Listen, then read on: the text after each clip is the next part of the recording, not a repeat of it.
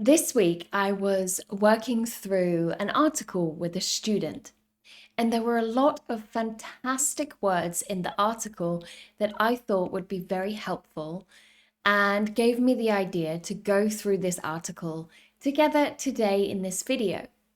Now, the article is about Apple and the profits and losses within Apple. It's not going to be relevant to everyone's industry, everyone's work.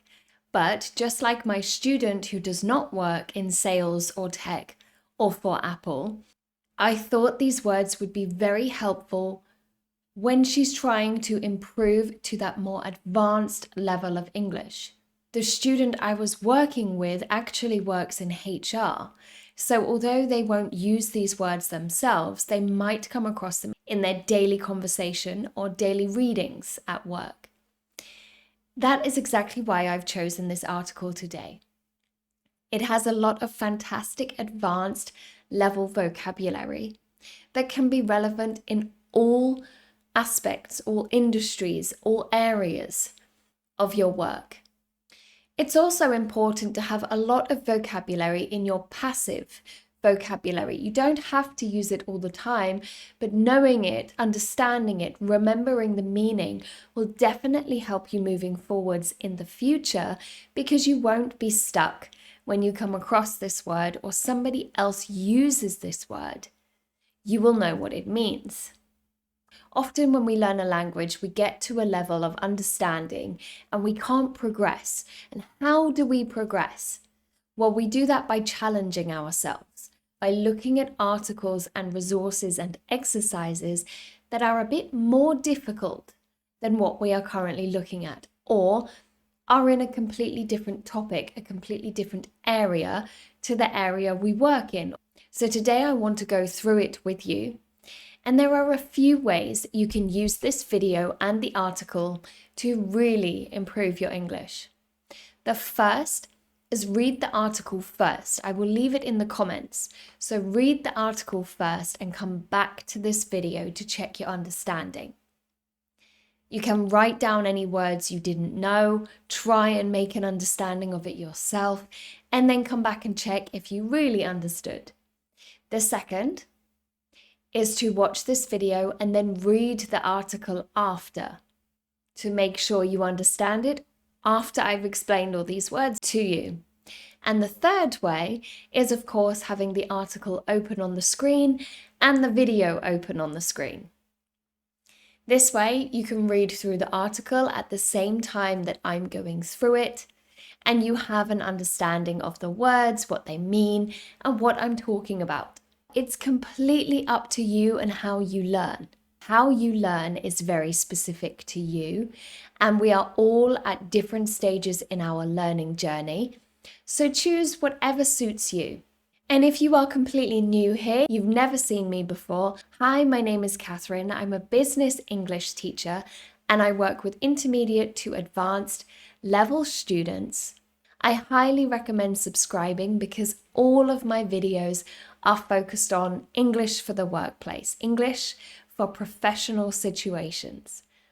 So enough of me introducing myself, and let's get straight into it.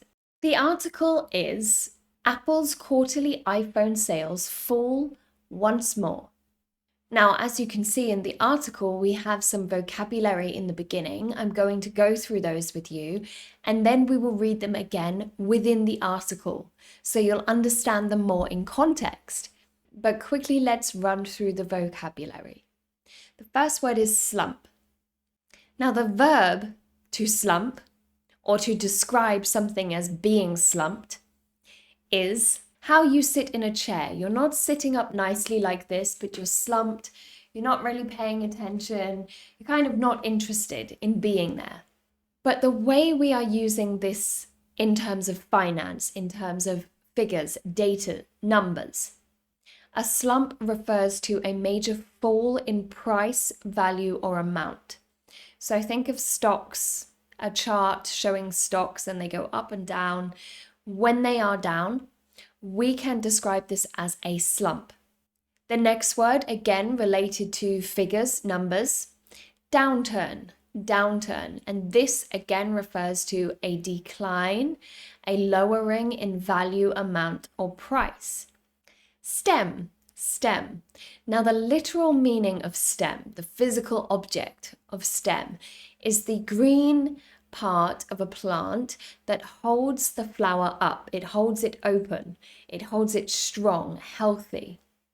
So think about it. A flower cannot exist without that stem. It cannot be big and beautiful without that stem. A problem or an incident or a situation cannot happen without a reason, without a cause, the stem. So we would say something along the lines of the rising temperatures we are seeing across the world stem from overconsumption and the rise in carbon dioxide in the air or pollution. So these two things, carbon dioxide and overconsumption, overconsuming, have caused rising temperatures. So the rising temperatures stem from, they are the result of. Or what about, I had a huge argument with my manager at work and it stemmed from a small misunderstanding.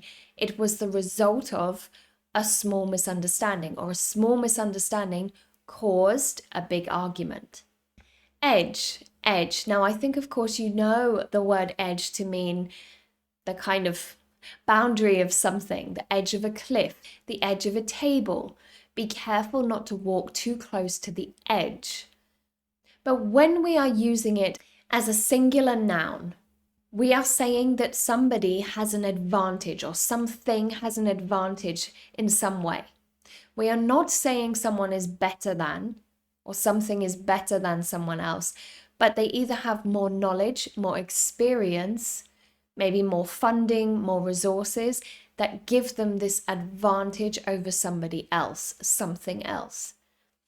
For example, a well-written cover letter will give you the edge when applying for jobs.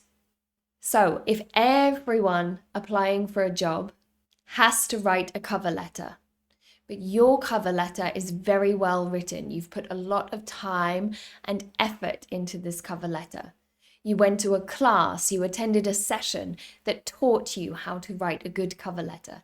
This gives you an advantage, it gives you an edge on your candidates because they have not done that. Or perhaps I'm the interviewer and I have interviewed 20 candidates, and one of the candidates has 5 years experience in this exact same job, in this exact same position. But all the others are very new. They are junior. They have just started. I could say this candidate's experience has given them the edge over the others. It does not mean they are better than.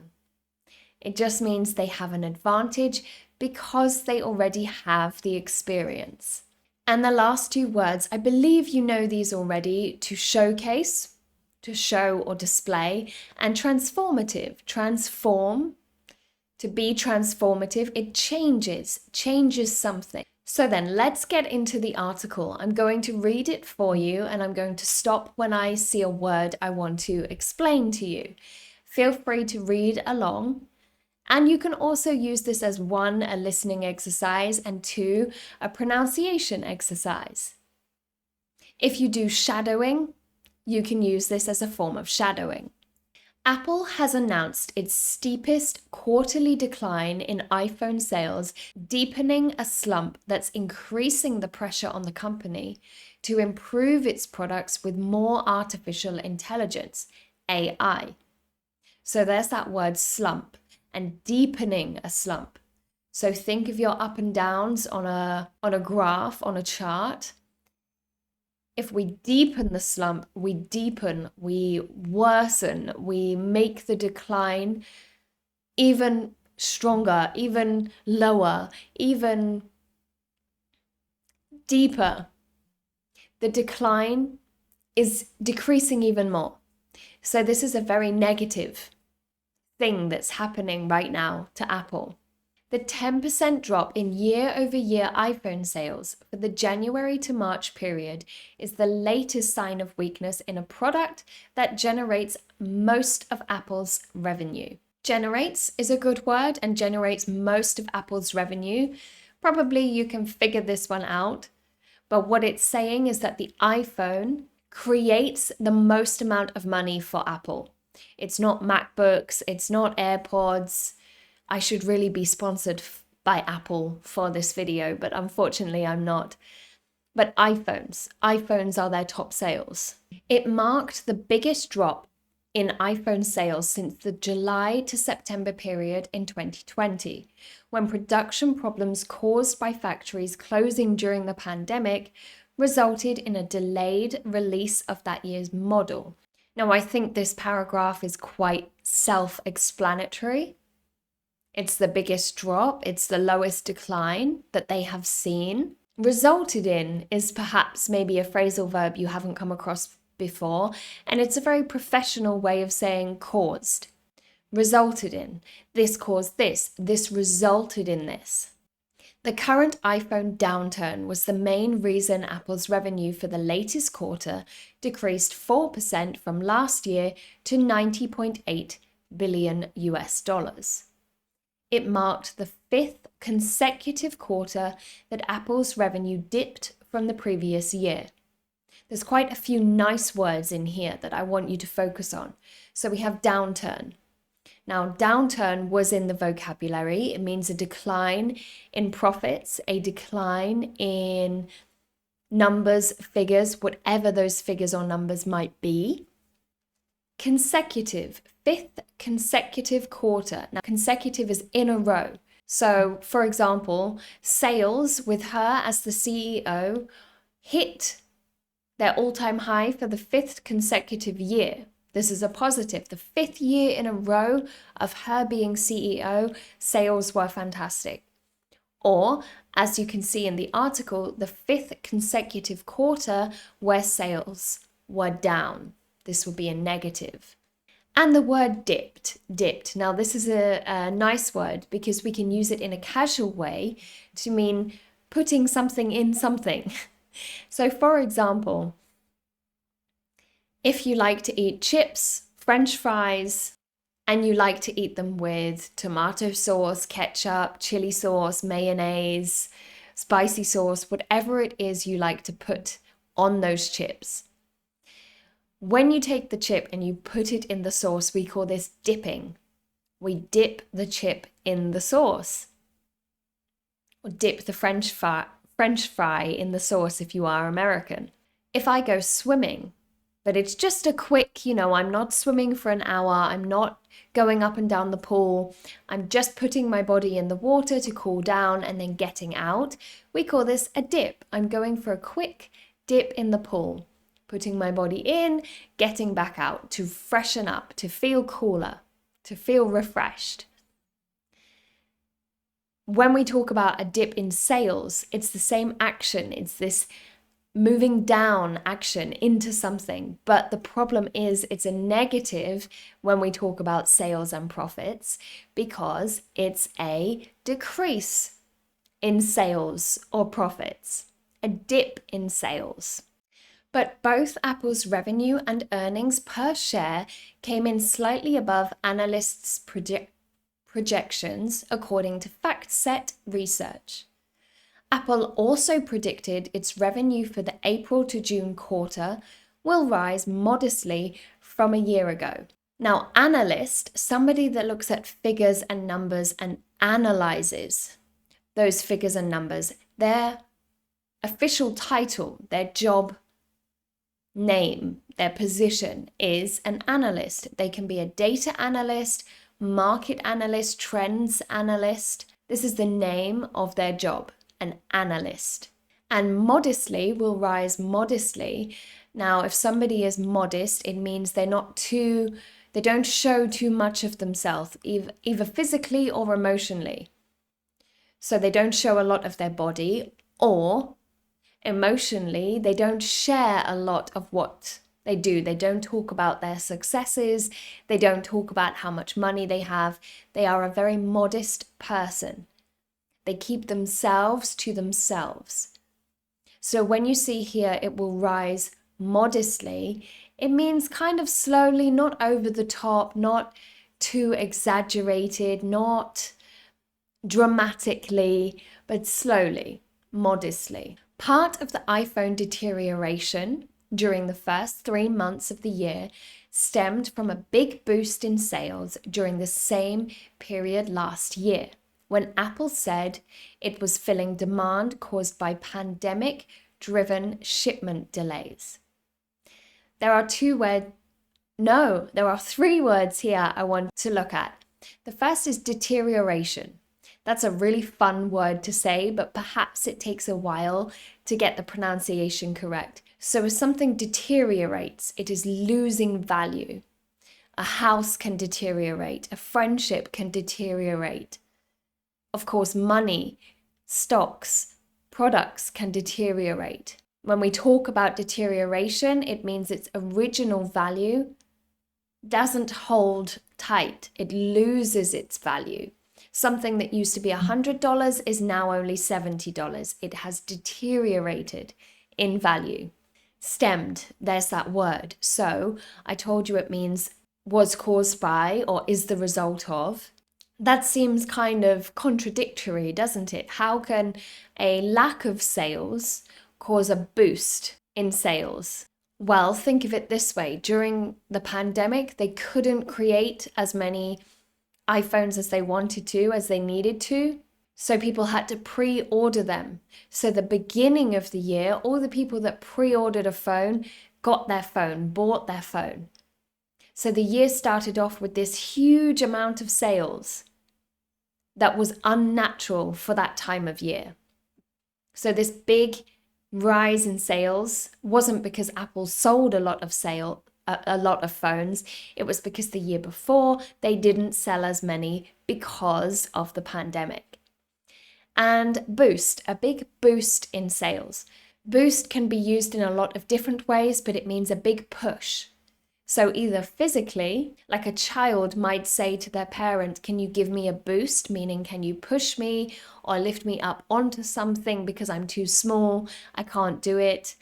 Maybe they're riding a bicycle and they say, can you give me a boost? Meaning, can you push me so I have a bit of speed at the beginning? But here, a big boost means a large, quick amount of something. It happened very quickly. Even as it stumbles slightly, Apple remains one of the world's most prosperous companies. Stumbles means to fall a little. You can physically stumble, like trip over something, fall over something. Or, as in this sentence, you can figuratively stumble. A stumble is something that slows you down for a period of time. For example, I dropped my phone on the weekend. Unfortunately, it is an Apple phone, so it's going to cost me a lot to fix it. But I could explain this as being a bit of a stumble, a hurdle, something that slows me down because now it doesn't work. So I had a bit of a stumble on the weekend, but it's fine. I'll fix it and everything will continue as normal. Perhaps you didn't get a job you wanted. Or perhaps you've had a falling out with your friend. You could describe this as a small stumble. And Apple remains one of the most prosperous companies. Prosperous is a fantastic word. To prosper means to make a good amount of money. To be prosperous is to be successful financially, or financially successful. However, investors have been worried by weakening iPhone sales, and they are also concerned Apple may be losing its edge as other tech giants such as Microsoft and Google get ahead in their use of AI technology that is expected to reshape the industry. So there's that phrase, losing its edge. So right now it has an advantage over Microsoft and Google, but it is losing that edge as Microsoft and Google make the most of AI technology. And to reshape the industry, reshape exactly as the word sounds, if you have a square and you make it a circle, this is reshaping. So to reshape something is to change it in some way. Reshape the industry means Microsoft and Google using AI is changing the industry. Apple is expected to unveil more AI services in June during an annual conference showcasing the next version of its software for the iPhone and Mac computers. I think this is quite clear, and I think you can guess the meaning of the word unveil from the context of the paragraph. However, I will go through it with you because it has a very interesting background. So a veil, traditionally in Western Christian weddings, a bride would wear a veil to cover her face. And once she was married, the husband, the groom, would lift that veil to show her face. This comes from the idea that your beauty is for your husband and you're showcasing yourself, you're revealing yourself to your husband. It's quite a traditional thing. To unveil something is exactly the same. You are showing something for the first time, something that was previously hidden. So maybe you work in marketing and you are unveiling a new marketing campaign.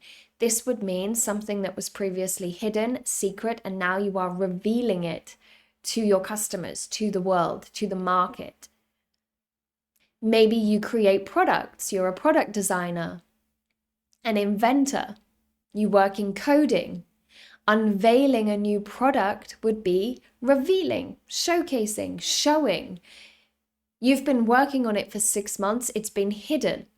And now is the date that you unveil it to your colleagues, customers, clients, whoever.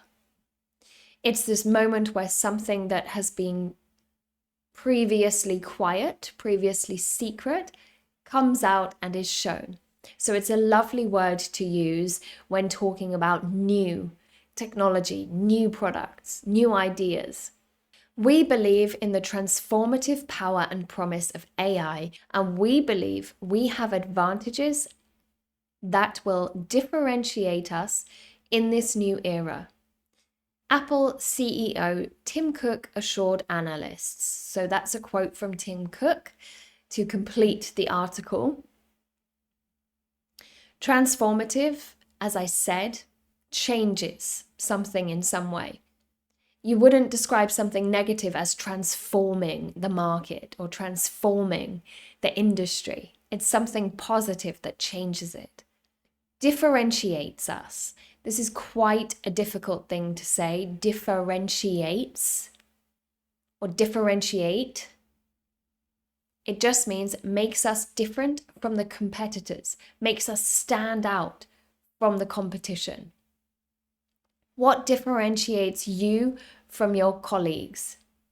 What differentiates me as an English teacher? What can you do that they cannot do? What can I do as an English teacher that other English teachers cannot do? I'm sure there will be words there that are not relevant to you and your industry, and that's okay.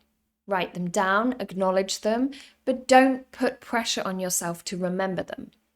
But if there are words there that you do think will be helpful, or maybe in your native language you use all the time, but you haven't had the opportunity to use it in English, then definitely make some examples. Try and remember that word. Try and put it into your active vocabulary so you are using it more often. Whether you watch my videos because you are trying to reach that advanced level, or you're a working professional that uses English, or you're taking the IELTS exam, I want to thank you for your support and for being here today. Make sure to like this video before you leave, subscribe if you have not already, and let me know what you thought of this video. I know it's a bit different with the article at the same time. I usually just give you 10 to 20 words and I talk you through them, but I thought this article was very good for testing and checking your English language skills. Typically, my lessons with my students look a bit like this. I work through an article with them, they can ask questions, I can help them with the understanding of the article. Of course, with a YouTube video, I can't do that because you can't ask me questions immediately. But if you do have any questions about the article, feel free to write them in the comments. And if you do want to take English lessons with me and improve your intermediate to advanced level English, you can absolutely do that. Check out the website www.theenglishcat.com. You will find all the information there and all the teachers that I work with there as well. Thank you for your time today. I really hope this was helpful and interesting and informative. I hope you have a fantastic week, and I will see you next time. Bye bye.